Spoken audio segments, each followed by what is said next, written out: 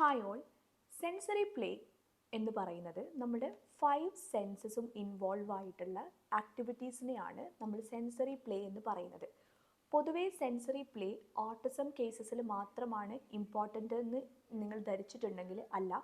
Sensory play എല്ലാ കുട്ടികൾക്കും തന്നെ വളരെ ബെനിഫിഷ്യൽ ആയിട്ടുള്ള ആക്ടിവിറ്റീസ് ആണ്. പ്രത്യേകിച്ചും വളർന്നു വരുന്ന പ്രായത്തിൽ ഇത്തരം സെൻസറി ആക്ടിവിറ്റീസ് അവരുടെ ബ്രെയിൻ ഡെവലപ്മെൻറ്റിന് വളരെ യൂസ്ഫുൾ ആണ്.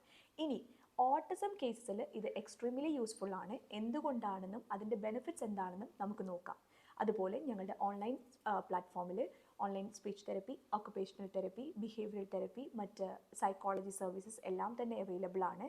താഴെ കൊടുത്തിരിക്കുന്ന വെബ്സൈറ്റിലോ വാട്സപ്പിലോ നിങ്ങൾക്ക് കോൺടാക്ട് ചെയ്യാവുന്നതാണ്. ഞങ്ങൾ നിങ്ങളെ ഹെൽപ്പ് ചെയ്യുന്നതായിരിക്കും. So let's start.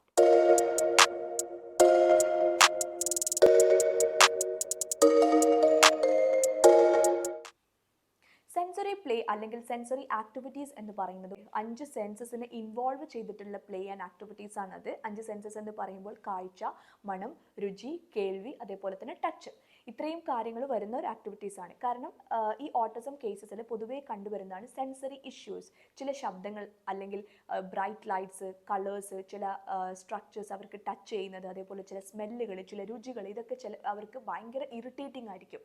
അപ്പം അതിനോടുള്ള സെൻസിറ്റിവിറ്റി കുറച്ച് കൊണ്ടുവരുന്നതാണ് ഇത്തരം സെൻസറി പ്ലേയിൽ കൂടി ഉദ്ദേശിക്കുന്നത്. പിന്നെ അതുപോലെ ഈ ഒരു സെൻസറി പ്ലേ ഓട്ടിസം കേസസിൽ മാത്രമല്ല, എല്ലാ കുട്ടികൾക്കും തന്നെയും സെൻസറി പ്ലേ വളരെ നല്ലതാണ്. കാരണം ഇത്തരം ഈ 5 സെൻസസ് ഇൻവോൾവ് ആയതുകൊണ്ട് തന്നെ ഇത് കുട്ടിയുടെ ബ്രെയിനിൻ്റെ എല്ലാ ഏരിയാസിനെയും ബൂസ്റ്റ് ചെയ്യാനും കുട്ടിയുടെ cognitive, emotional, physical, social, communication എല്ലാ ഡെവലപ്മെൻറ്റിനെയും ഒരുപോലെ ബൂസ്റ്റ് ചെയ്യാനും സാധിക്കുന്നുണ്ട്. സെൻസറി ഇഷ്യൂസ് ഉള്ള ഓട്ടിസം കേസസിൽ ഈ ഒരു ആക്ടിവിറ്റീസ് വളരെയധികം ഇമ്പോർട്ടൻ്റ് ആണ്. ഇത്തരം ആക്ടിവിറ്റീസിൽ ഫോക്കസ് ചെയ്യുന്നത് വഴി നല്ല നല്ല മാറ്റങ്ങൾ ഇത്തരം കേസസിൽ ഉണ്ടാക്കിയെടുക്കാനും നമ്മൾക്ക് പറ്റാറുണ്ട്. അപ്പോൾ നമുക്ക് ഈ സെൻസറി പ്ലേന്റെ ബെനിഫിറ്റ്സിലേക്ക് നോക്കാം. ഒന്നാമത്തെ ബെനിഫിറ്റ്സ് ഞാൻ നേരത്തെ പറഞ്ഞത് തന്നെയാണ്. സെൻസറി ഇഷ്യൂസ് ഉള്ള കുട്ടികളിൽ ഇത്തരം ആക്ടിവിറ്റീസ് വഴി അവരുടെ ഈ സെൻസറി ഇൻഫർമേഷൻ കുറച്ചും കൂടി ബെറ്റർ ആയിട്ട് അവരുടെ ബ്രെയിൻ അണ്ടർസ്റ്റാൻഡ് ചെയ്യാൻ വേണ്ടിയിട്ട് ഇത്തരം പ്ലേസ് നമുക്ക് അവരെ ഹെൽപ്പ് ചെയ്യുന്നു. ഇനി രണ്ടാമത്തെ ബെനിഫിറ്റ് ആണ്, നമ്മൾ ഈ കുട്ടിയുടെ ബ്രെയിനിനെ ഇത്തരം പ്ലേസ് വളരെയധികം ബൂസ്റ്റ് ചെയ്യുന്നു. അതുകൊണ്ട് തന്നെ പുതിയ പുതിയ ന്യൂറൽ പാത്വേസ് ക്രിയേറ്റ് ചെയ്യുന്നുണ്ട്. ഇത്തരത്തിലുള്ള സെൻസറി പ്ലേ വഴി നമ്മൾക്ക് കുട്ടിയുടെ ലാംഗ്വേജ് സ്കിൽസ് ബൂസ്റ്റ് ചെയ്യാൻ വേണ്ടി പറ്റും. കാരണം കുട്ടിയുടെ കൂടെ നമ്മൾ കളിക്കുന്ന സമയത്ത്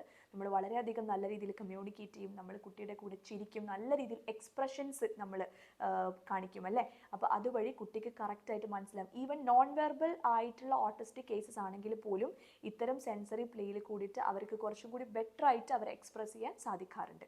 പ്ലേ എന്ന് പറയുമ്പോൾ എപ്പോഴും ഇമാജിനറി വേൾഡ് ആണല്ലേ. അത്തരം ഇമാജിനറി വേൾഡ് കൂടി നമ്മൾ ഒരുപാട് കാര്യങ്ങൾ കുട്ടികൾക്ക് നമ്മൾക്ക് മനസ്സിലാക്കി കൊടുക്കാൻ വേണ്ടി പറ്റും. അപ്പോൾ അതുവഴി കുട്ടികൾ എന്തൊക്കെ മനസ്സിലാക്കും, അവരുടെ ചുറ്റുവട്ടത്തും അല്ലാത്ത കാര്യങ്ങൾ മനസ്സിലാക്കും. അതേപോലെ അവരുടെ സോഷ്യൽ സ്കിൽസ്, ടേൺ ടേക്കിംഗ് അല്ലേ, എൻ്റെ അവസരം എത്തിയാൽ മാത്രമേ ഞാൻ സംസാരിക്കാൻ പാടുള്ളൂ, അല്ലെങ്കിൽ ഇത് ഞാൻ ചെയ്യാൻ പാടുള്ളൂ, അത്തരം ടേൺ ടേക്കിംഗ് സ്കിൽസ്, ഇപ്പം നിർത്തണം, ഇപ്പം തുടങ്ങണം, അങ്ങനത്തെ ഒക്കെ സ്കിൽസുകളൊക്കെ വളരെയധികം ഇമ്പ്രൂവ് ആയിട്ട് വരും. നെക്സ്റ്റ് ഒരു ബെനിഫിറ്റ് ആണ് കോർഡിനേഷൻ ഇമ്പ്രൂവ് ചെയ്യുന്നത്. അതായത് ബോഡിയുടെ ഫ്ലെക്സിബിലിറ്റി ഉണ്ടല്ലോ, ഈ ഐ ഹാൻഡ് കോർഡിനേഷൻ, അതായത് കണ്ണെത്തുന്നിടത്ത് കൈ എത്തണം എന്ന് പറയില്ലേ, അതാണ് ഈ ഐ ഹാൻഡ് കോർഡിനേഷൻ. അതേപോലെ ഇപ്പോൾ ബോൾ ക്യാച്ച് ചെയ്യുന്ന ഒരു സ്കില്ലാണ്, ത്രോ ചെയ്യുന്നത് വേറൊരു സ്കില്ലാണ്. അത്തരത്തിലുള്ള ഫൈൻ മോട്ടോർ സ്കിൽസുകൾ ഇമ്പ്രൂവ് ആയിട്ട് വരും. അപ്പോൾ ഓവർ ദ ടൈം നമ്മൾ ഇങ്ങനത്തെ സെൻസറി പ്ലേസിൽ കൂടി ഇൻവോൾവ് ആകുന്ന സമയത്ത് അവർക്ക് ഇത്തരത്തിലുള്ള സെൻസറി ഇൻഫർമേഷനെ എങ്ങനെ ബെറ്റർ ആയിട്ട് റെസ്പോണ്ട് ചെയ്യണം, എങ്ങനെയാണ് ഇത് സെൽഫ് റെഗുലേറ്റ് ചെയ്യുന്നത്. അതായത് ഞാൻ നേരത്തെ പറഞ്ഞ പോലെ ചില ശബ്ദങ്ങളൊക്കെ ഭയങ്കര ഇറിറ്റേറ്റിംഗ് ആയിരിക്കും ചില കുട്ടികൾക്ക്. അപ്പോൾ ഇത്തരം ശബ്ദങ്ങൾ വരുന്ന സമയത്ത് ഇതെങ്ങനെ സെൽഫ് റെഗുലേറ്റ് ചെയ്യണം, എങ്ങനെയാണ് ഇതിനോട് ഞാൻ പ്രതികരിക്കേണ്ടതെന്നുള്ള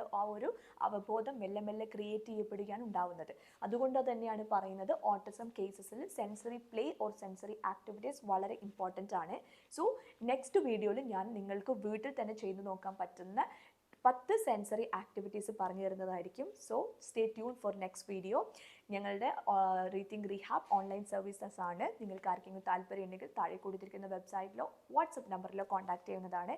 സോ നെക്സ്റ്റ് ടൈം കാണുന്നത് വരെ ബൈ ബൈ.